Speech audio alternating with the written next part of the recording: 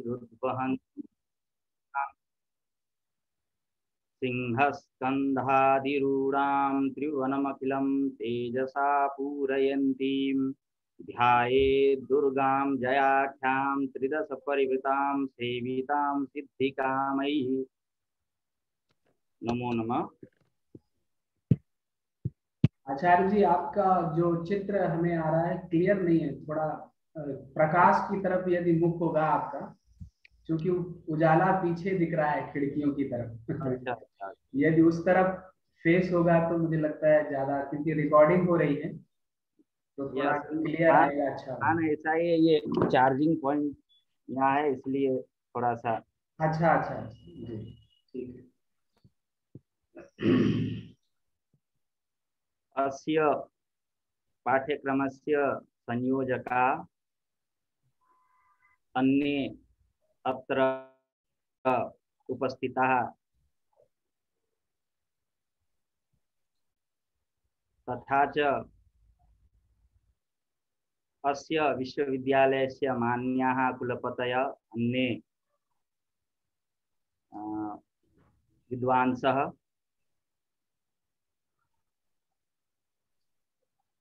अद्य मम कृते महत् सौभाग्यम् अस्ति यत् मम पूर्व संस्था अस्ति अयं विश्वविद्यालयः। अत्र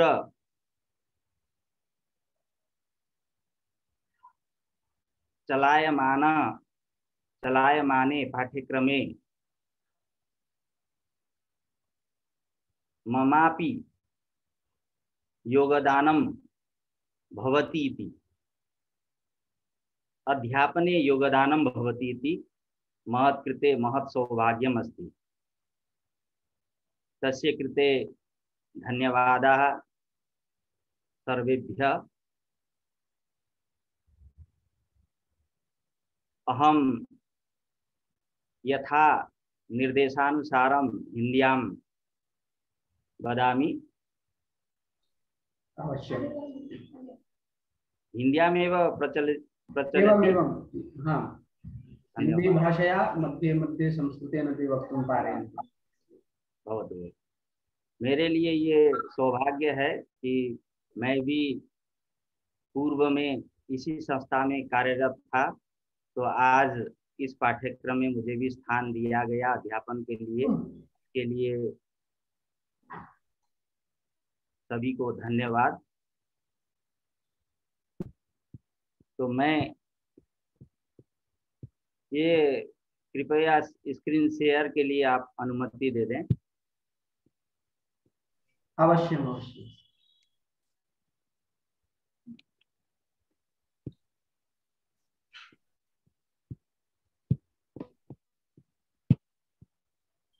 इदानीं शेयर कर्तुं शक्नोति।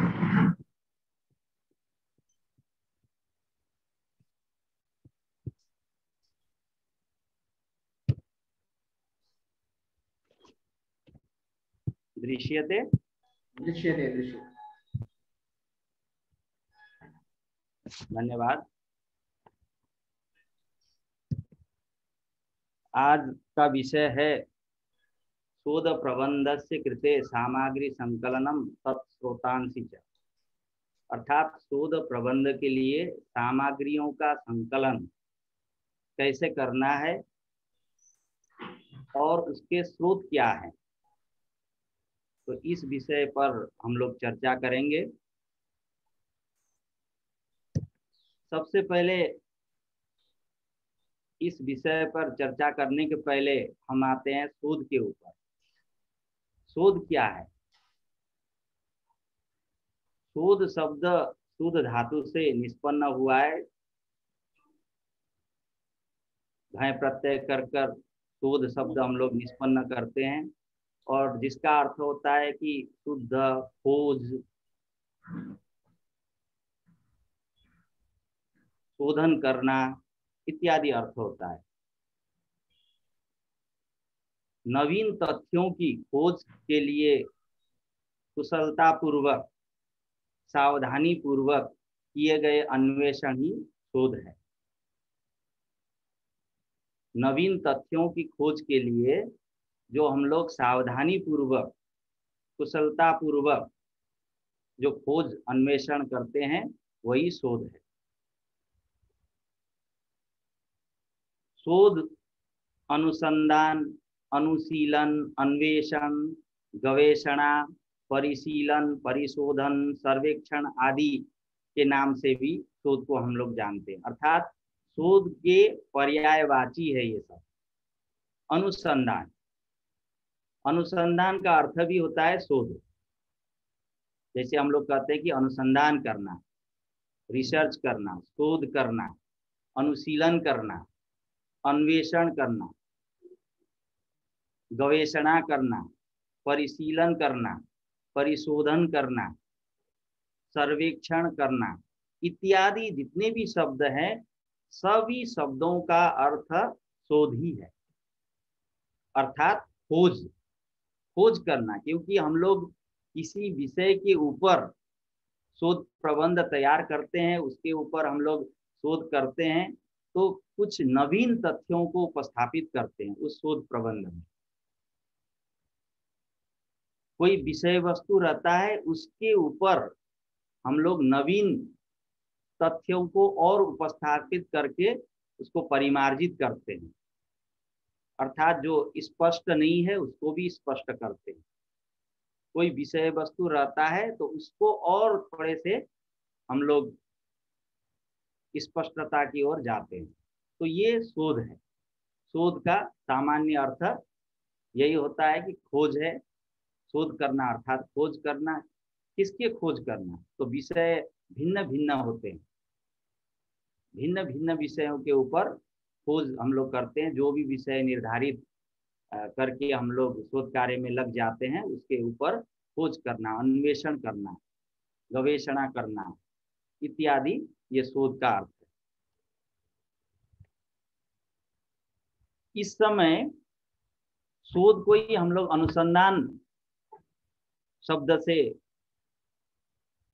व्यवहार करते हैं। अर्थात शोध को ही अनुसंधान करते कहते हैं। अनुसंधान कर रहे हैं, शोध कर रहे हैं, अनुसंधान रिसर्च कर रहे हैं। तो अनुसंधान शब्द भी अनु और सम उपसर्ग पूर्वक धा धातु से लुट प्रत्यय होकर अनुसंधान बनता है। अनुसंधान अर्थात संधान का अर्थ होता है खोजना। अनु, अनु ये उपसर्ग लगाया तो अनु का अर्थ होता है बारंबार, बारंबार खोजना। अर्थात किसी ने, एक व्यक्ति ने खोज करके, अनुसंधान करके उपस्थापित कर दिया किसी वस्तु को, उसको पुनः हम लोग अपने हिसाब से, अपनी दृष्टि से, अपने वातावरण के अनुसार जो खोज करते हैं, जो अनुसंधान करते हैं, तो वो अनुसंधान है। नवीन वस्तुओं की खोज और पुरातन वस्तुओं एवं सिद्धांतों का पुनः परीक्षण कर नूतन तथ्यों की प्राप्ति करना अनुसंधान है। अनुसंधान का अर्थ ये भी कहा जा सकता है कि नवीन वस्तुओं की खोज, वस्तु अर्थात विषय वस्तु। आपने कोई विषय वस्तु लिया, विषय लिया, किसी ग्रंथ को लिया, तो उस ग्रंथ से संबंधित नवीन तथ्य क्या है, नवीन विषय क्या है, उसको खोज करते हैं, उसको उपस्थापित करते हैं। और केवल नवीन को न करके पुरातन जो है, पहले से जो उपस्थापित है, पहले से जो विद्यमान है, उसको भी हम लोग साथ में लेते हैं।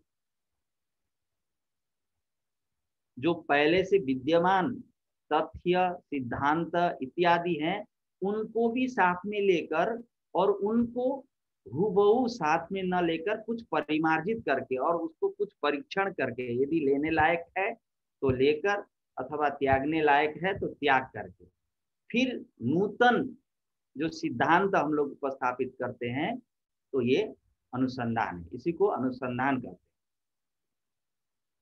अर्थात जो विद्यमान है उसी पे हमने कुछ अपना मत दिया, कुछ और खोज किया, तो ये अनुसंधान है। अनुसंधान को अंग्रेजी में हम लोग रिसर्च कहते हैं। तो रिसर्च शब्द में भी दो शब्द है वहाँ, री और सर्च। सर्च अर्थात खोजना, री बारंबार, पुनः पुनः खोजना। ऐसा नहीं है कि कोई एक व्यक्ति ने शोध कर दिया, किसी एक व्यक्ति ने यदि शोध कर दिया उस विषय पर तो फिर दोबारा हो सकता है, ऐसा नहीं है।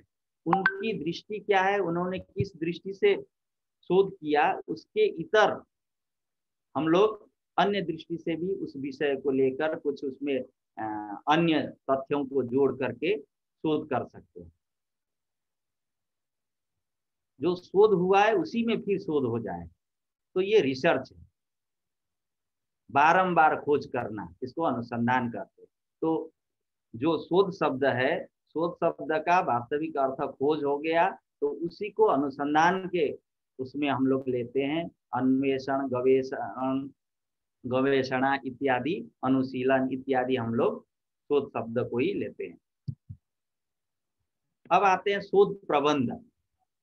प्रबंध का अर्थ, जैसे शोध तो हुआ रिसर्च, रिसर्च करने के बाद, शोध करने के बाद हम लोग एक उसको ग्रंथाकार रूप में उपस्थापित करते हैं। उस शोध को, उस ज्ञान को, जो तथ्य हम लोग ने लिया और जो तथ्य हम लोग ने उपस्थापित किया, स्वीकार किया, उन तथ्यों को हम लोग ग्रंथाकार रूप में, ग्रंथ के रूप में एकत्रित करते हैं, उसी को प्रबंध कहते हैं। अर्थात प्रबध्यते इति प्रबंध, ग्रथित करते हैं। जहां पर ग्रथन होता है अर्थात एकत्रित जिसको कहते हैं, करते हैं, तो वो प्रबंध हो गया। प्रबंध का अर्थ शास्त्र, ग्रंथ इत्यादि ले सकते हैं। तो यहाँ शोध प्रबंध, इसका अर्थ हो गया शोध को संकलित करके जो ग्रंथाकार रूप में हमने उपस्थापित किया है, वही है शोध प्रबंध। तो प्रबंध शब्द भी प्र और बंध धातु से घय प्रत्यय करके हम लोग प्रबंध बनाते हैं। तो शोध प्रबंध का अर्थ होता है शोध ग्रंथ, शोध शास्त्र, शोध को एकत्रित किए गए ग्रंथाकार रूप वाला शास्त्र इत्यादि। क्योंकि जब तक हम लोग किए गए, अपने द्वारा किए गए जो भी नूतन तथ्य हैं अथवा पुरातन जो भी तथ्य हैं, उसको परिमार्जित करके जो भी हम लोग ने उपस्थापन किया, उसको जब तक ग्रंथाकार रूप में हम लोग नहीं लाएंगे, तब तक वो अन्य शोधकर्ताओं के लिए, अन्य पिपासुओं के लिए वो सुगम नहीं होता है। उन लोग के सुगमता के लिए हम लोग को शोध प्रबंध के रूप में प्रकाशित करना है, अर्थात लाना है, उपस्थापन करना है। इसी में किसी के द्वारा हमने ये लिया है, शोधार्थी द्वारा विधिवत रूप से किसी चयनित विषय पर अनुसंधान कर निर्मित ग्रंथ शोध प्रबंध कहलाता है। अर्थात जो भी शोधार्थी है, शोध करने वाला, अनुसंधान करता, उसके द्वारा विधिवत रूप से, अर्थात जो नियम है, शोध के नियम है, उस नियम में चलकर, उस नियम की परिधि में रह करके कोई भी विषय हो अथवा उसके द्वारा चयन किया गया विषय, जो विषय है, उस विषय के ऊपर भली भांति प्रकार से अनुसंधान कर, अर्थात शोध करके, खोज करके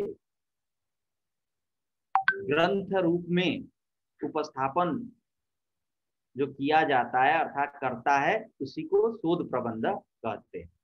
तो शोध प्रबंध का अर्थ है कि शोध अर्थात अनुसंधान अथवा खोज करके जो शास्त्र रूप में बनाया गया, ग्रंथ रूप में, अर्थात खोज ग्रंथ है, ये भी हम लोग कह सकते हैं।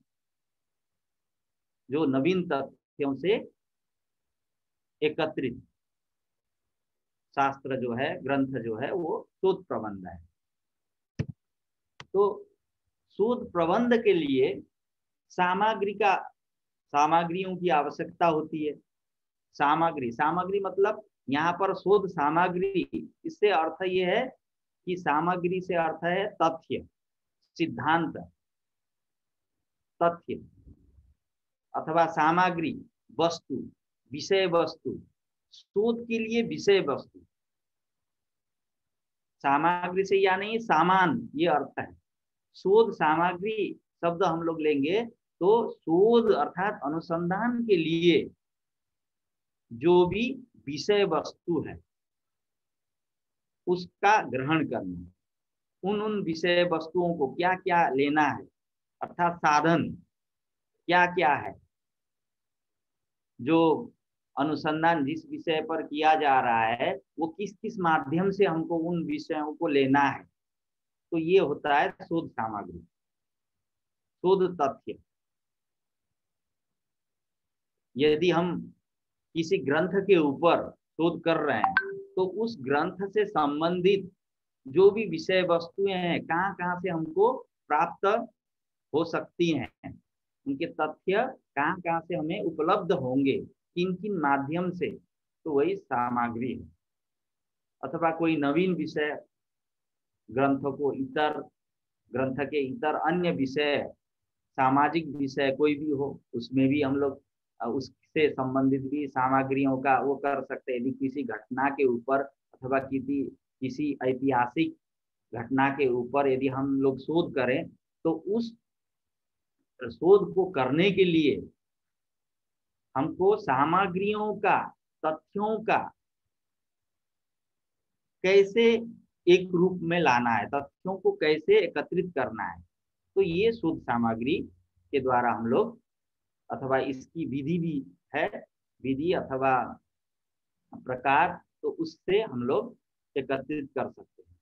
तो सीधे हम विषय ले लिए, विषय लेने के बाद हम बैठ गए लिखने अथवा अनुसंधान करने अथवा उसके ऊपर क्या वो है, तो हमें नहीं मिल सकता, क्योंकि उसके साधन सामग्रियों का भी होना आवश्यक है। शोध में ये सामग्री संकलन एक महत्वपूर्ण विषय है, क्योंकि यदि सामग्रियों का संकलन अच्छे प्रकार से नहीं हुआ है अथवा उस विषय वस्तु तक पहुंचने में सही मार्ग नहीं मिला है, तो शोध अच्छा नहीं भी हो सकता है।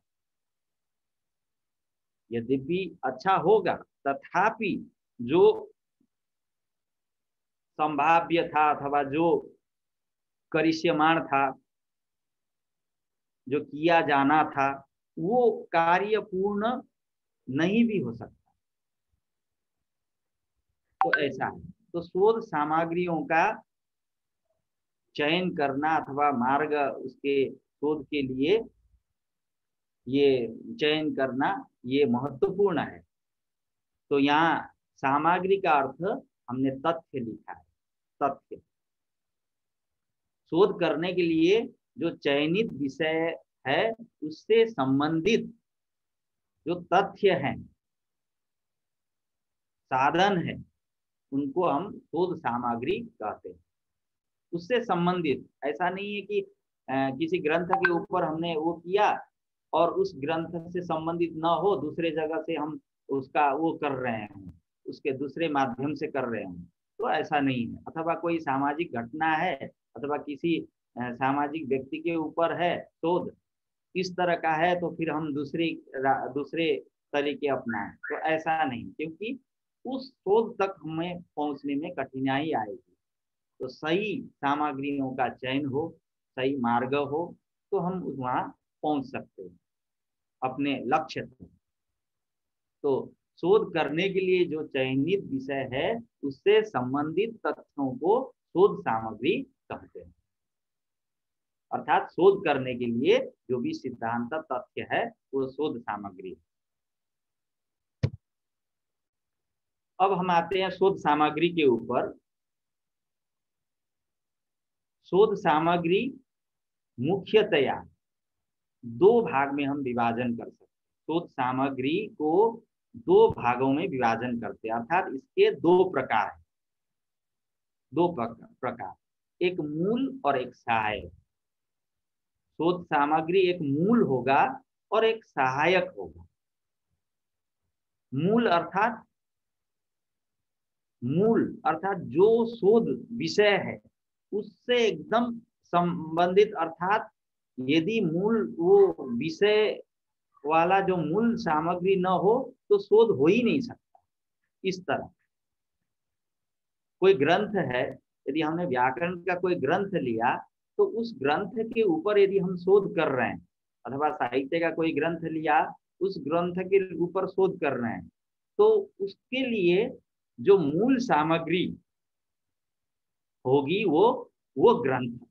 यदि हम लघु सिद्धांत कौमुदी ले रहे हैं तो लघु सिद्धांत कौमुदी, अथवा सिद्धांत कौमुदी, अथवा मनोरमा जो भी है, अथवा किसी व्यक्ति के ऊपर हम शोध कर रहे हैं तो वो व्यक्ति अथवा व्यक्ति से संबंधित जो भी तथ्य है वो मूल शोध सामग्री हुई। कोई भी विषय है, अर्थात जब तक मूल सामग्री न हो तब तक उस विषय पे शोध नहीं हो सकता। यदि मूल सामग्री उपलब्ध नहीं है तो शोध विषय चयन ही नहीं हो सकता, अर्थात शोध उस विषय पे नहीं कर सकते। तो मूल हुआ, मूल का अर्थ है अंतरंग, एकदम उस विषय से संबंधित, तादात्म्य संबंध से उपस्थित। अंतरंग अर्थात वो सामग्री न हो तो शोध न हो, शोध ही नहीं हो सकता। तो इस प्रकार का, उसी को मूल को ही हम लोग अंतरंग मूल सामग्री भी कह सकते हैं, अंतरंग सामग्री भी कह सकते हैं, और अनिवार्य सामग्री भी कह सकते हैं, प्राथमिक सामग्री भी कह सकते हैं। ये भिन्न भिन्न लोगों ने इनको भिन्न भिन्न संज्ञाएं दी है। अर्थात यदि हम मूल सामग्री भी कहें, अथवा अंतरंग सामग्री भी कहें, अथवा अनिवार्य सामग्री भी कहें, अथवा प्राथमिक सामग्री भी कहें, जो भी कहें, लेकिन वो शोध से संबंधित ही है। अर्थात शोध, इन सामग्री के अभाव में शोध नहीं हो सकता।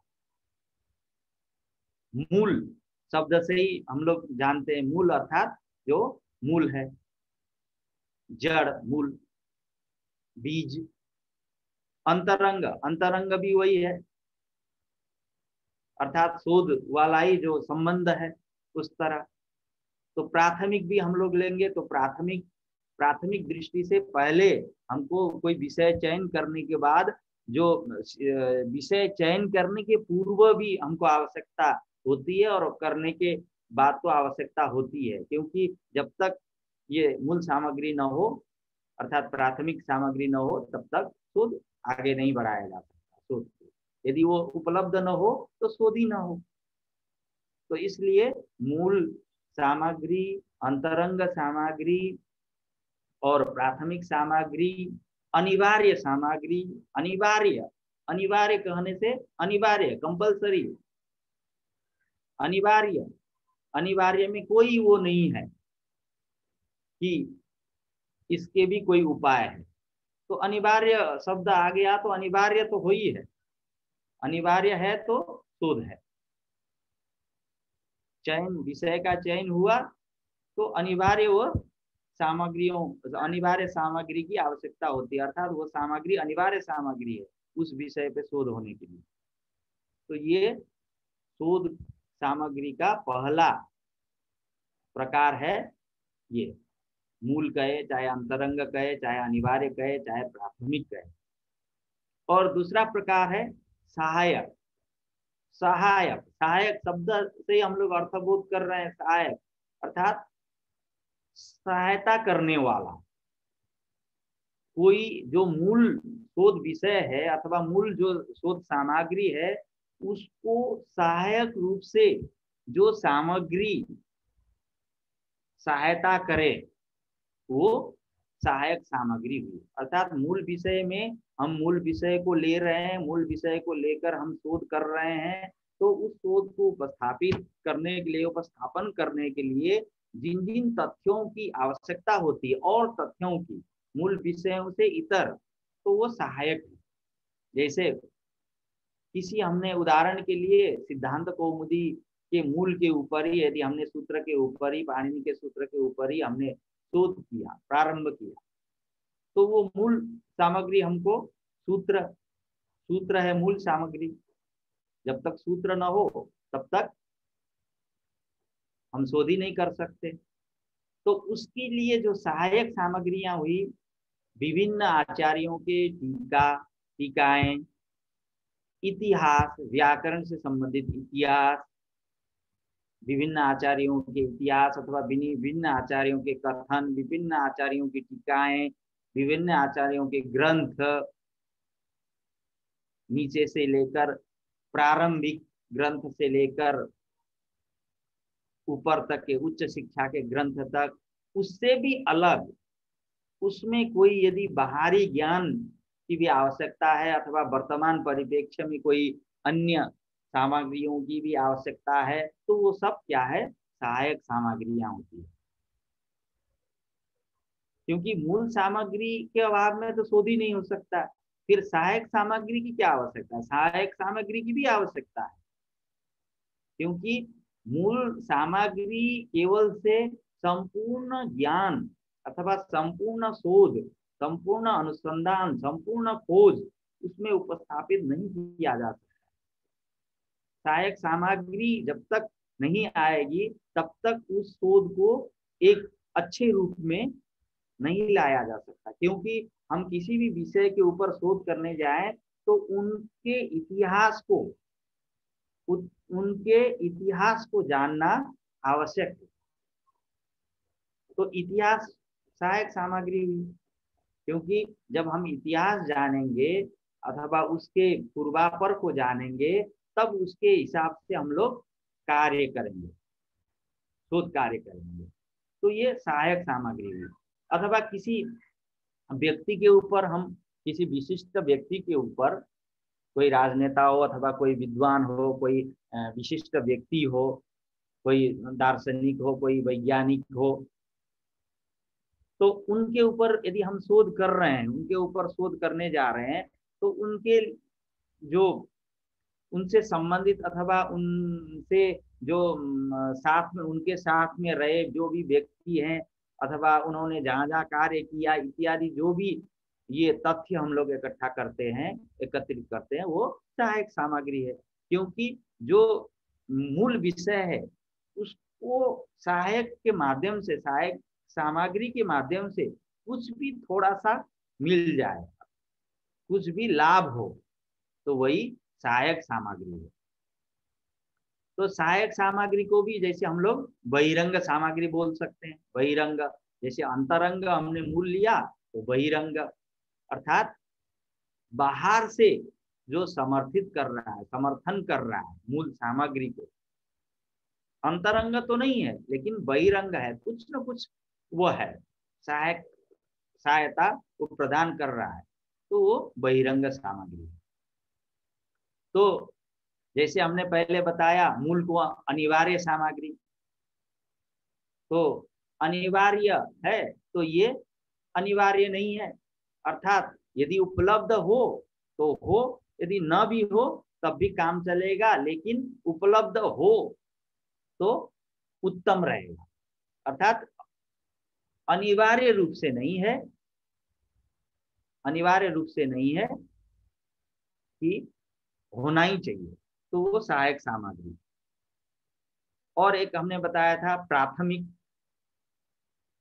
और ये प्राथमिक वो मूल हो गया, तो ये द्वितीयक सामग्री हो गया, द्वितीय सामग्री, दूसरी सामग्री सहायक सामग्री। अर्थात प्राथमिक सामग्री तो जरूरी है और द्वितीय जो भी सहायक सामग्री है वो ये द्वितीय सामग्री हो गई।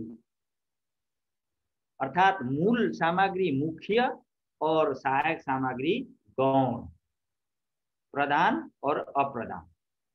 प्रधान और अप्रधान अथवा मुख्य और गौण दोनों मिलके जब कोई किसी जगह इन दोनों मूल अथवा सहायक अथवा प्रधान अथवा गौण, मुख्य अथवा गौण, प्रधान अथवा अप्रधान, इस तरह के दोनों सामग्रियों को जहां हम लोग एकत्रित करेंगे तो वो शोध सामग्री है, परंतु दोनों मिलकर जो कार्य होगा वो उत्तम कार्य होगा, उत्कृष्ट होगा, प्रशंसनीय होगा। क्योंकि हम लोग को शोध करके केवल, हम तो यहाँ हम लोग डिग्री के परिप्रेक्ष्य में है, क्योंकि शोध केवल डिग्री के लिए भी नहीं है, कुछ नए नवीन तथ्यों को लाकर समाज को देने के लिए भी शोध है। तो केवल हम लोग ऐसे तैसे सामग्रियों के को एकत्रित करके शोध रूप में उपस्थापन करके डिग्री ले ले, ऐसा नहीं है।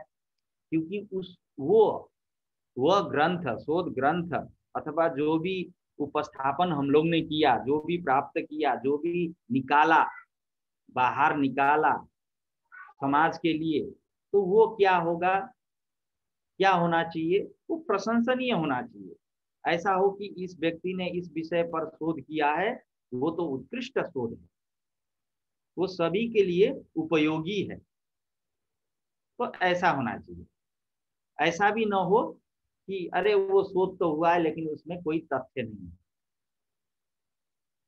तो हम लोग चाहते भी यही है। कोई भी ऐसा नहीं है कि कोई कार्य करेगा कि मेरा कार्य अच्छा न हो, ठीक से न हो, तो ऐसा तो कोई नहीं चाहेगा।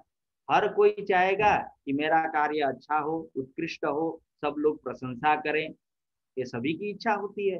तो उसके लिए हमको मूल और सहायक अथवा अंतरंग, बहिरंग, प्रदान अप्रदान, मुख्य गौण, ये दो प्रकार के जो भी सामग्रियां हैं, इन सामग्रियों को एकत्रित करके, दोनों का अध्ययन करके शोध प्रबंध में उपस्थापन करना चाहिए। तो ये हो गया शोध सामग्री का दो रूप, एक मूल और एक सहायक, एक अंतरंग, एक बहिरंग, इस तरह। अब आते हैं शोध सामग्री संकलन। शोध सामग्री संकलन, संकलन अर्थात इकट्ठा करना, संकलन करना, एकत्रित करना, लेना, स्वीकार करना, यह अर्थ है। तो शोध सामग्रियों का शोध सामग्रियों को एकत्रित करना। कैसे कैसे शोध सामग्री हमको चाहिए, जैसे पूर्व में हम लोग चर्चा की, तो उन शोध सामग्रियों को संकलन कहाँ कहाँ से करें, कैसे करें, अथवा कहाँ कहाँ से संभाव्य है, तो इसका यह है शोध सामग्री संकलन। शोध के क्रम में अर्थात अनुसंधान के क्रम में शोध सामग्री का अर्थात सामग्रियों का संकलन करना शोध सामग्री संकलन है। तो इसको निम्न विधियों से किया जाता है, अर्थात यहाँ विधियां, हमने कुछ विधियां लिया है, और ये जितने भी हमने विधि अथवा जो भी ये चर्चाएं हैं, हमने जो अंतर्जाल में मिला है अथवा किसी पुस्तक में उपलब्ध है, उसी को एकत्रित करके यहाँ पर उपस्थापन किया है। तो अध्ययन पद्धति, पहली पद्धति है अध्ययन पद्धति। शोध सामग्री संकलन करने में प्रथम पद्धति है अध्ययन पद्धति, अध्ययन विधि। अध्ययन करके, अध्ययन अर्थात अच्छे प्रकार से उस विषय को ज्ञान करके, पढ़ करके, ज्ञान करके, समझ करके, तो वो अध्ययन पद्धति है। शोध करने के पहले, विषय चयन करने के पहले ही हम लोग अध्ययन करते हैं कि इस विषय पर यदि हम शोध कर रहे हैं अथवा हम यदि शोध करें, तो उस विषय पर अन्य कार्य हुआ है कि नहीं, अन्य शोध हुआ है कि नहीं, अथवा इस विषय पर क्या क्या तथ्य उपलब्ध हैं, क्या क्या मिल सकते हैं, उपलब्ध हो सकते हैं, इत्यादियों का ज्ञान हम लोग अध्ययन पद्धति से कर सकते हैं। क्योंकि अच्छे प्रकार से यदि उस विषय पर अध्ययन न हो तो भी शोध प्रभावित हो सकता है, इसलिए अध्ययन पद्धति हो गई। दूसरी पद्धति है साक्षात्कार पद्धति अथवा प्रविधि। साक्षात्कार प्रविधि, विधि प्रविधि पद्धति जो भी है, तो साक्षात्कार अर्थात साक्षात्कार, किसी व्यक्ति के साथ साक्षात्कार करके, वार्तालाप करके उनसे कि ये विषय में मैं शोध कर रहा हूँ, इस विषय में आपके क्या विचार है, अथवा आपके ऊपर ही मैं शोध कर रहा हूँ, तो इसमें क्या मिल सकता है नया तथ्य, अथवा क्या हो सकता है इत्यादि, अथवा उस शोध विषय किसी ग्रंथ के ऊपर शोध हम कर रहे हैं, अथवा किसी सामाजिक विषय के ऊपर, घटना के ऊपर हम शोध कर रहे हैं, तो उस विषय से संबंधित, उस ग्रंथ से संबंधित, उस घटना से संबंधित जो भी व्यक्ति रहेंगे उनके साथ हम साक्षात्कार करके, उनसे मिल करके, वार्तालाप करके हम सामग्रियों का संकलन कर सकते हैं। अर्थात किसी घटना है, घटना के प्रत्यक्ष दृष्टा कोई है व्यक्ति, उनसे जाके हम मिलेंगे तो बता देंगे कि उस समय ऐसी ऐसी घटना हुई थी, पुरानी घटना हो, स्वतंत्रता से पहले की घटना हो, क्या स्थिति थी, अथवा उस समय क्या वो था, ये सब उस समय के यदि कोई व्यक्ति हो, अथवा जो घटना को प्रत्यक्ष रूप से देखने वाला व्यक्ति हो, उनसे हम साक्षात्कार करेंगे तो ये सामग्री मिल सकती है। तो ये साक्षात्कार प्रविधि हुई। दूसरी प्रश्नावली प्रविधि, प्रश्नावली पद्धति प्रविधि, प्रश्न रूप में बना करके किसी घटना को लिया, हमने किसी घटना को लिया शोध विषय के रूप में, उससे संबंधित हमने प्रश्न बनाए कि ऐसा ये कब हुआ था, अथवा ये कैसा था, आप कहाँ थे, आपने कैसे देखा, इसके विषय में आपका क्या मत है, आप क्या इसको अपने रूप से आप कैसे मानते हैं, ये उचित था, अनुचित था, इत्यादि जो भी हम प्रश्न करेंगे, तो ये प्रश्नावली प्रविधि है। तो प्रश्नावली प्रविधि में भी एक अवश्यमेव ध्यातव्य है कि क्या, कि प्रश्न सरल होने चाहिए, कठिन नहीं होने चाहिए, उटपटांग नहीं होने चाहिए, अमर्यादित नहीं होने चाहिए, मर्यादित होने चाहिए, उसकी भी भाषा अच्छी होनी चाहिए। ऐसा नहीं कि कुछ भी प्रश्न पूछ दिया तो प्रश्न जो उत्तर देने वाला व्यक्ति है वो उखड़ जाए, कहे कि नहीं उत्तर नहीं दूंगा, अथवा ऐसा प्रश्न क्यों पूछ रहे हैं। तो इस तरह तो भाषा मर्यादित होनी चाहिए, उसमें लालित्य होना चाहिए, प्रश्न उचित होना चाहिए, उस विषय के ऊपर बैठता हो ऐसा प्रश्न होना चाहिए, उस विषय से इतर नहीं होना चाहिए, किसी संप्रदाय विषय को विशेष को आघात वाला नहीं होना चाहिए, इत्यादि संपूर्ण उसमें ध्यातव्य है। तो ये प्रश्नावली प्रविधि हो गई। दूसरी सर्वेक्षण पद्धति, सर्वेक्षण सर्वेक्षण सर्वेक्षण अर्थात खोजबीन करने वाली प्रविधि, अनुसंधानी है ये भी, तो वो भी एक पद्धति है। कोई एक्सीडेंट हुआ अथवा कोई घटना हुई, कुछ हुआ, तो उस क्षेत्र में जाकर यदि कोई शोध करता है तो वहां जाकर उससे संबंधित कोई चीज हो, कोई वस्तु हो, तो उसको एक एक रूप से इकट्ठा करके उसको सर्वेक्षण करता है, अनुसंधान करता है कि अच्छा ये चीज प्राप्त हुई है, ये इस विषय से संदर्भित है कि नहीं, संबंधित है कि नहीं, इत्यादियों का ज्ञान करना सर्वेक्षण पद्धति है। तो अध्ययन पद्धति, साक्षात्कार पद्धति, प्रविधि कहिए चाहे पद्धति, प्रश्नावली पद्धति और सर्वेक्षण पद्धति, तो ये हमारे शोध सामग्री के संकलन की पद्धति है। तो अब हम आते हैं स्रोत के ऊपर। शोध सामग्री संकलन के स्रोत, अर्थात शोध सामग्री संकलन किन किन स्रोतों से करना चाहिए, कहां कहां से हम लोग उस सामग्रियों का संकलन कर सकते हैं। तो ये हुआ सबसे पहले ग्रंथ, हम लेते हैं ग्रंथ, पुस्तक, बुक्स। पुस्तकों से हम शोध सामग्रियों का संकलन कर सकते हैं, क्योंकि कोई विषय है, उस विषय से संबंधित किसी ने इतिहास किसी ग्रंथ में लिख दिया, उससे संबंधित इतिहास, अथवा उस कवि कवि के ऊपर हम शोध कर रहे हैं, अथवा उस ग्रंथ के ऊपर शोध कर रहे हैं, तो उससे संबंधित जो भी कवि हैं उनके इतिहास इत्यादि, अथवा उनके अन्य भी ग्रंथ जो भी है, वो सब का हम लोग ग्रंथ के माध्यम से डाटा एकत्रित कर सकते हैं। तो ग्रंथ हुआ। तो ग्रंथ में भी एक प्रकाशित एक अप्रकाशित ये ले सकते हैं। एक प्रकाशित ग्रंथ है, एक अप्रकाशित ग्रंथ। प्रकाशित अर्थात जो भी पुस्तकाकार रूप में प्रकाशित है। तो ये कहाँ से लेंगे? विभिन्न लाइब्रेरियां हैं, बड़ी बड़ी लाइब्रेरियां हैं, उन लाइब्रेरियों अथवा शोध संस्थानों में जाकर उन ग्रंथों का अवलोकन कर सकते हैं।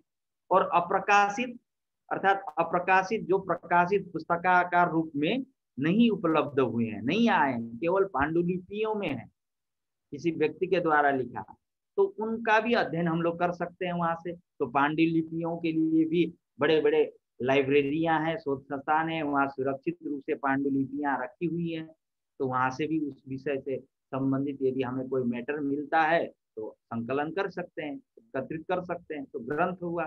तो ग्रंथ को हम प्रकाशित और अप्रकाशित रूप में ले सकते हैं। और इसमें हम अंदर और जाएंगे तो फिर ये ग्रंथ में भी हम लाइब्रेरी, शोध संस्थान, इस तरह करके विभिन्न रूप दे सकते हैं। परंतु शोध संस्थान हो अथवा लाइब्रेरी हो, कोई भी संस्था हो, सर्वत्र सभी जगह ग्रंथ ही रखे जाते हैं अथवा पांडुलिपियां रखे जाती है। तो इसलिए वो ग्रंथ एक प्रमुख स्रोत है। दूसरा स्रोत है प्रतिवेदन। प्रतिवेदन प्रतिवेदन अर्थात सरकारी अथवा गैर सरकारी जो भी प्रतिवेदन आए हैं उस विषय पर, उस घटना पर, उस शोध से संबंधित विषय पर कोई भी प्रतिवेदन है, कोई भी प्रतिवेदन उपस्थित हुआ है, लेख इत्यादि जो भी है, तो वो प्रतिवेदन उसके लिए, शोध के लिए सहायक हो सकता है। तो ये दूसरा स्रोत है प्रतिवेदन। तीसरा है संस्मरण। संस्मरण अर्थात उस घटना से, उस शोध विषय से संबंधित जो भी स्मरण हो, संस्मरण अर्थात स्मृति हो, उसको इकट्ठा करना। किसी व्यक्ति ने स्वयं उस समय किसी घटना को देखा अथवा उस विषय को पढ़ा था कहीं दूसरे पुस्तक में अथवा कहीं देखा पढ़ा, वो अपने डायरी में अथवा कहीं वो लिख देता है कि ये इतनी तारीख को ये घटना हुई, अथवा ये ऐसा था, मैंने देखा था, अथवा ये था प्रत्यक्ष रूप से, जो भी है स्मरण, संस्मरण, स्मृति उसने लिख दिया। उसी को दोबारा वो देख करके, डायरी उलट करके उसमें से तथ्यों को लेकर के शोध में उपस्थापन कर सकता है यदि आवश्यक हो। अथवा संस्मरण में हम दूसरे व्यक्ति के पास भी जा सकते हैं, जैसे साक्षात्कार पद्धति में हमने बताया। तो साक्षात्कार उनसे, यदि उनके पास भी कोई स्मरण है, स्मृति है, तो उनसे भी ले सकते हैं। तो ये संस्मरण पद्धति तीसरी हुई। चौथी पद्धति है गजेटियर। स्वतंत्रता के पहले जो भी नियम निकले थे, जो भी गजे थे, उनको अब प्रकाशित हो रहे हैं और प्रकाशित हुए हैं कई उसमें। तो उन सब को देखने का भी एक ये संकलन के लिए स्रोत है। गजेटियर में क्या उल्लेख है उस विषय से संबंधित अथवा उस घटना से संबंधित, उस नियम से संबंधित क्या उल्लेख है, अथवा उस समय के शासकों ने क्या कहा है, क्या कहा था, इत्यादियों का ज्ञान हम लोग गजेटियर से ले सकते हैं। तो ये चौथा अर्थात चतुर्थ स्रोत हुआ। पंचम, पांचवा स्रोत है पत्र पत्रिकाएं। पत्र पत्रिकाएं, पत्र पत्रिकाएं अर्थात समाचार पत्र, जो दैनिक समाचार पत्र है अथवा साप्ताहिक समाचार पत्र है अथवा मासिक पत्र है, पत्र पत्रिकाएं। तो उसमें जो भी उल्लेख है उसको हम लोग संकलन कर सकते हैं। तो पत्र पत्रिकाएं, तो इसमें वार्षिक पत्रिकाएं भी ले सकते हैं, मासिक भी ले सकते हैं, दैनिक भी ले सकते हैं, पाक्षिक भी ले सकते हैं, षाण्मासिक भी ले सकते हैं, जो भी है। क्योंकि पत्रिकाओं में ही विभिन्न शोधकर्ता अपने मंतव्य देते रहते हैं, उसमें लेख लिखते रहते हैं। तो सबसे संकलन के स्रोत पत्र पत्रिकाएं उपयोगी, पुस्तक के बाद पत्र पत्रिकाएं उपयोगी होती है, हो सकती है शोध के लिए। तो ये पत्र पत्रिकाएं भी हमारे लाइब्रेरी में मिलती है, अथवा अन्य जगह जहाँ शोध संस्थान इत्यादि है वहाँ मिलती है, ऑनलाइन माध्यम से भी प्राप्त होती है। तो उसको भी हम लोग देख करके शोध उसका भी संकलन कर सकते हैं यदि संबंधित शोध से संबंधित सामग्री है तो। दूसरे व्यक्ति किसी व्यक्ति, हमने संस्मरण में ही बता दिया। तो ये व्यक्ति किसी व्यक्ति से उस विषय को जानने वाला व्यक्ति, उस घटना को जानने वाला व्यक्ति, उस विषय को पढ़ा हुआ व्यक्ति, शोध से संबंधित जो भी विषय है, उस ग्रंथ हो अथवा घटना हो अथवा उस व्यक्ति को जानने वाला कोई भी, उससे संदर्भित जो भी व्यक्ति होता है उसके पास जाकर वार्तालाप करने पर अथवा जिज्ञासा रखने पर जो भी ज्ञान अथवा जो भी सामग्री शोध के लिए थोड़ी सी भी सामग्री उपलब्ध हो जाए तो पर्याप्त है। तो वो व्यक्ति भी एक स्रोत, व्यक्ति को भी एक स्रोत मान सकते हैं शोध सामग्री संकलन के लिए। समीक्षात्मक सामग्री, तो समीक्षात्मक सामग्री अंतिम है। समीक्षात्मक सामग्री, समीक्षात्मक सामग्री से तात्पर्य यह है कि उसी विषय पर शोध हुआ है, लेकिन परंतु उस विषय को अन्य विषयों के साथ जोड़ करके समीक्षा की गई है, अथवा शोधकर्ता के द्वारा स्वयं भी अपनी बुद्धि विवेक से समीक्षा की गई है अच्छे प्रकार से, तो वो भी एक शोध के लिए सामग्री हो सकती है, शोध के लिए सहायक वो सामग्री हो सकती है। क्योंकि हम शोध करने जा रहे हैं तो हमें तो एक लाइन भी, एक अक्षर भी कहीं मिल जाए वो तो अच्छा है, उत्तम है, हमारे लिए तो सहायक होगी। तो इसलिए ये शोध सामग्री संकलन के स्रोत। अब इसमें फिर हमने किसी अन्य भिन्न भिन्न ये पुस्तकों में भिन्न भिन्न मत के द्वारा इसको शोध सामग्री संकलन का भी प्रचलन है। तो दूसरा मत अथवा दूसरी तरीका, दूसरी विधि ये भी हो सकती है, एक प्राथमिक एक द्वितीयक, इस तरह करके शोध सामग्री संकलन को भी हम बांट सकते हैं। अर्थात प्राथमिक रूप से किस किस को संकलन करना है और दूसरे द्वितीयक क्या है, किसके किस तरीके से। तो ये हमने प्राथमिक और द्वितीयक शोध सामग्री संकलन के दो भेद लिए। अब इसी में प्रथम प्राथमिक जो स्रोत है उसमें प्राथमिक स्रोत में हम लेंगे, प्रथम हो गया प्रत्यक्ष, दूसरा हो गया अप्रत्यक्ष। प्रथम हो गया प्रत्यक्ष, अप्रत्यक्ष। अर्थात प्रत्यक्ष जो अपने साथ घटनाएं घटी है अथवा अपने द्वारा जो शोधकर्ता के द्वारा दृष्टिगोचर हुआ है वो हुआ। अप्रत्यक्ष अर्थात किसी के द्वारा बताया गया, किसी के द्वारा ज्ञान हुआ, ये अप्रत्यक्ष हुआ। तो प्राथमिक स्रोत को हम प्रत्यक्ष और अप्रत्यक्ष रूप में दो विभाजन करते हैं, दो तरीके से। फिर प्रत्यक्ष को तीन तरीके से विभाजन करते हैं। प्रत्यक्ष को तीन तरीके से करते हैं, एक अवलोकन, अनुसूची और साक्षात्कार। प्रत्यक्ष को अवलोकन, अनुसूची और साक्षात्कार, इन तीन विधियों से फिर विभाजन करते हैं। अर्थात प्रत्यक्ष अवलोकन, जिसने साक्षात देखा, वो स्वयं अनुभव कर रहा है, वो हो गया। और अनुसूची, उसने कोई सूची बना ली कि ये हुआ, ऐसे ऐसे घटनाएं घटी अथवा क्रम ये है इत्यादि, प्रत्यक्ष रूप से वो कर रहा है, तो ये अनुसूची दूसरी हुई। तीसरा है साक्षात्कार, प्रत्यक्ष में ही हम जाके साक्षात्कार कर रहे हैं, चर्चा कर रहे हैं, तो ये तीसरी विधि है साक्षात्कार। अर्थात प्रत्यक्ष पहले प्राथमिक स्रोत में प्रत्यक्ष और अप्रत्यक्ष, प्रत्यक्ष में अवलोकन, अनुसूची और साक्षात्कार। फिर अप्रत्यक्ष में प्रश्नावली, फोन साक्षात्कार, दूरदर्शन, प्रतिनिधि। तो ये प्रश्नावली हम यहाँ साक्षात्कार में भी ले सकते हैं कि हम साक्षात रूप में प्रश्न बनाकर भी उसको, स्रोत को अर्थात सामग्री को ले सकते हैं। और अप्रत्यक्ष में भी ले सकते हैं।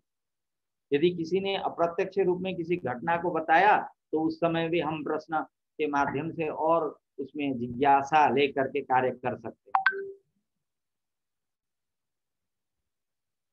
फिर फोन साक्षात्कार, फोन साक्षात्कार अर्थात अप्रत्यक्ष रूप में हम प्रत्यक्ष रूप में वहां उपस्थापित नहीं हो पाए, अथवा घटनाएं पहले थी हम नहीं गए, अथवा पुरानी घटना को हम ले रहे हैं, पुरानी विषय वस्तु को ले रहे हैं, तो उसके जानकार जो व्यक्ति है उसके साथ भी हम प्रत्यक्ष रूप से भेंट नहीं कर पाए, तो हम फोन द्वारा, ईमेल द्वारा अथवा किसी माध्यम से, चैटिंग माध्यम से, फेसबुक अथवा व्हाट्सएप इत्यादि के माध्यम से जो हम साक्षात्कार करेंगे अथवा वार्तालाप करेंगे, तो वो फोन साक्षात्कार हुआ, अथवा ये विद्युतीय साक्षात्कार कह सकते हैं। फिर दूरदर्शन, दूरदर्शन अथवा रेडियो, दूरदर्शन, रेडियो इत्यादि के माध्यम से जो भी हमको ज्ञान मिलता है।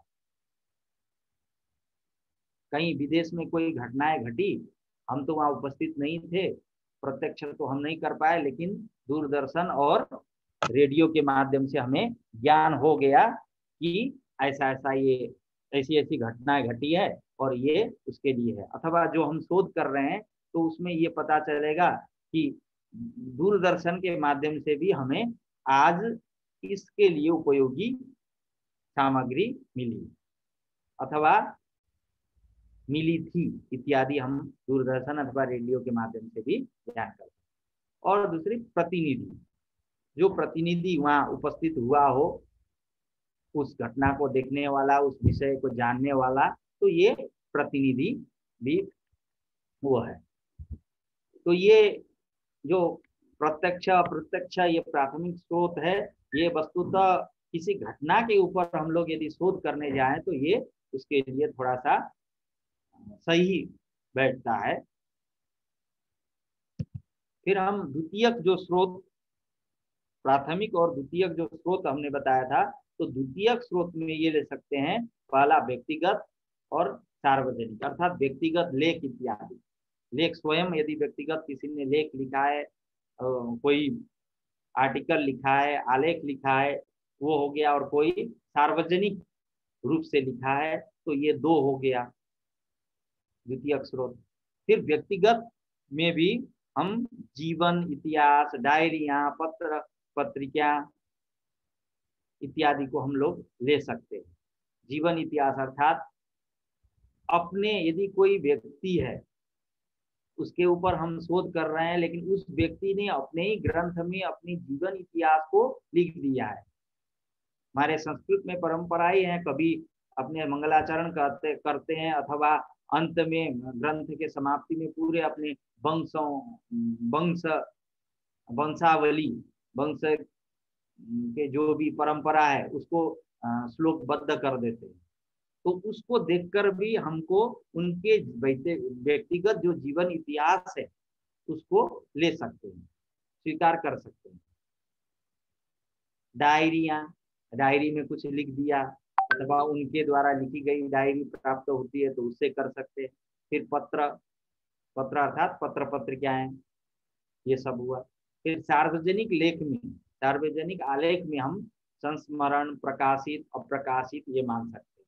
संस्मरण स्मृति हो गई, कोई भी स्मरण को, अपने स्मृति को एकत्रित करता है तो वो संस्मरण हो गया। प्रकाशित, अप्रकाशित, हमने ग्रंथ में ये बताया था प्रकाशित और अप्रकाशित है। तो जो प्रकाशित आलेख है, लेख है, वो है, और जो अप्रकाशित है, किसी ने हस्तलिखित लिखा अथवा वो प्रकाशित नहीं हुआ है, कहीं विद्यमान है, तो उससे भी हम ये कर सकते हैं। तो इस प्रकार से ये द्वितीय प्राथमिक स्रोत और द्वितीय स्रोत, इस प्रकार से भी हम शोध सामग्री संकलन का संकलन के वर्गीकरण कर सकते हैं। तो ये भिन्न भिन्न लेखकों ने, भिन्न भिन्न आचार्यों ने भिन्न भिन्न क्रम से दिया है। यदि हम किसी भी रूप में जाएं तो मूल तो एक ही है कि शोध सामग्री के लिए क्या होना चाहिए और क्या सहायक है। इस तरीके से मूल रूप में हम लोग शोध प्रबंध को अच्छे प्रकार से उपस्थापित कर सकते हैं, किसी भी विधि में जाकर, किसी भी उसमें।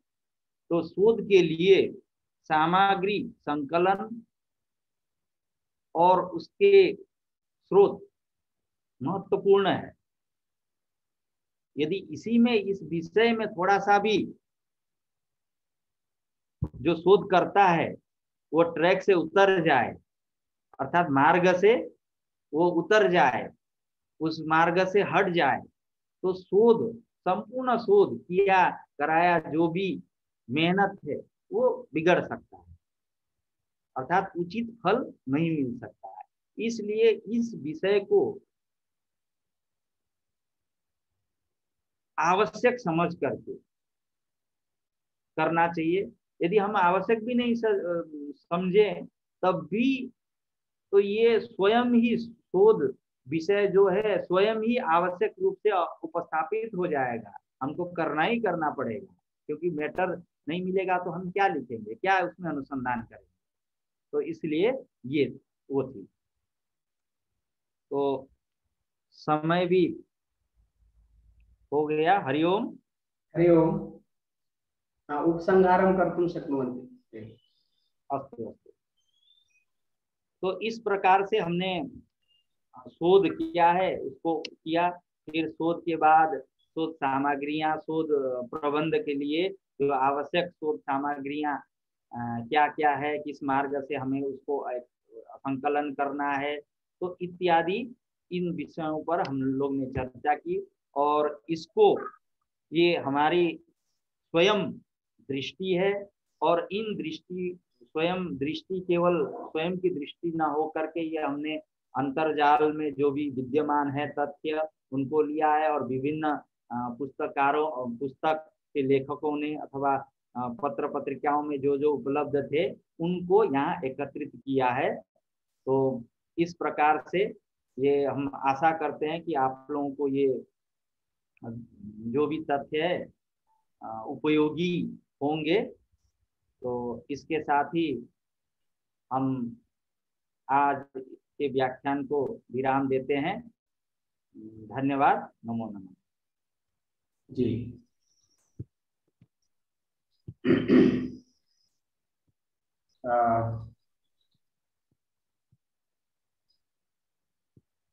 अत्यंत ही प्रसन्नता हो रही है कि आचार्य जी यहाँ आए और उन्होंने अपना अमूल्य समय हम लोगों को दिया, और इस कक्षा से सभी विद्यार्थी लाभान्वित हुए होंगे, ऐसी हम आशा करते हैं। और जरूर आचार्य जी ने सभी विषयों का संग्रह किया है, इसलिए आचार्य जी का बहुत बहुत धन्यवाद। और इस माह की कक्षा पूर्ण हो चुकी है। अब हमारी कक्षाएं नवंबर माह में आरंभ होगी।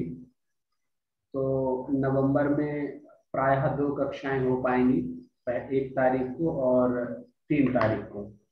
उसके बाद में विश्वविद्यालय में चूंकि छुट्टियां हैं, 4 से 11 तक, 12 को खुलेगा, तो 12 तारीख को पुनः कक्षा होगी। आज की कक्षा यहीं पर संपन्न होती है।